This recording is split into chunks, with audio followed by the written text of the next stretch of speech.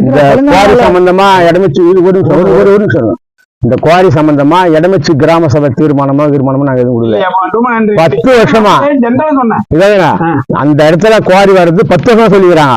ஆனா இது வரையிலும் இடமிச்சு கிராம சபை தீர்மானம் இந்த சபையில சொல்றேன், எந்த வித தீர்மானமும் கொடுக்கப்படல.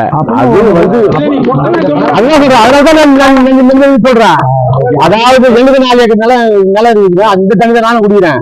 அதாவது நான் சொல்றது கொஞ்சம் பதிவு பண்ணீங்க. இப்ப நம்ம ஒரு அண்ணாமலை வழக்கு ஃபாரஸ்ட் டிபார்ட்மெண்ட்ல தன்சார் மாமா ஒரு ஃபாரஸ்ட் டிபார்ட்மெண்ட்ல நம்ம அண்ணாமலை ஒரு லைட்டு போட்டா அந்த லைட்டு கேட்டுறான். ஒரு ரிசர்வ் ஃபாரஸ்ட் நம்ம உள்ள நடந்து போறான்றான். ஒரு வருஷத்துக்கு ஒரு நாள் தானே மலை ஏறான், அடுத்த நாள் ஏறோட வரான்றான் மலையில. அப்படி ஏறக்கூடாதுன்னு சொல்றான். அந்த ரிசர்வ் ஃபாரஸ்ட் மூலமா எப்படி ஆர்டர் போடுறான்? ஒரு QW டிபார்ட்மெண்ட் ஏரியில மீன் இருக்கிறான்றான். QW டிபார்ட்மெண்ட் எப்படி அதுக்கு அதிகாரத்தை கொடுறான்? இப்ப சுற்றுச்சூழல் எப்படி அனுமதி கொடுறான்? விவசாயத்துறை எப்படி அனுமதி கொடுறான்? இது நான் சொல்றது அதாவது ரிசர்வ் ஃபாரஸ்ட் மூலமா எப்படி அனுமதி கொடுறான், சுற்றுச்சூழல் மூலமா எப்படி அனுமதி கொடுறான், QW டிபார்ட்மெண்ட் மூலமா எப்படி அனுமதி கொடுறான், அக்ரிகல்ச்சர் மூலமா எப்படி டிபார்ட்மெண்ட் கொடுறான்.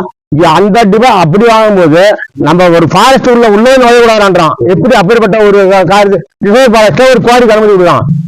ஆனா இந்த இடமிச்சு கிராம சபை சார்பா சொல்றேன், நான் ஊராட்சி மன்ற தலைவர் இல்ல, நான் ஊராட்சி மன்ற தலைவர் வரையும் குவாரிக்கு அனுமதி கிடையாது. ஒண்ணு புரியுதா? அதான் கிராம சபை தீர்மானம் அவங்களுக்கு இதுவரை கொடுக்கப்படல. இதை நிரூபிச்சா நான் நாளைக்கே ஊராட்சி மன்ற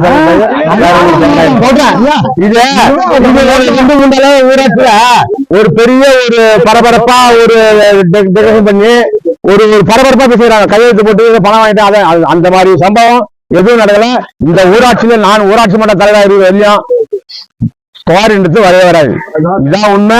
கிராம சபை தீர்மானம் கொடுக்கல போதுமா? ரைட், அடுத்த நீ பேசலாம்.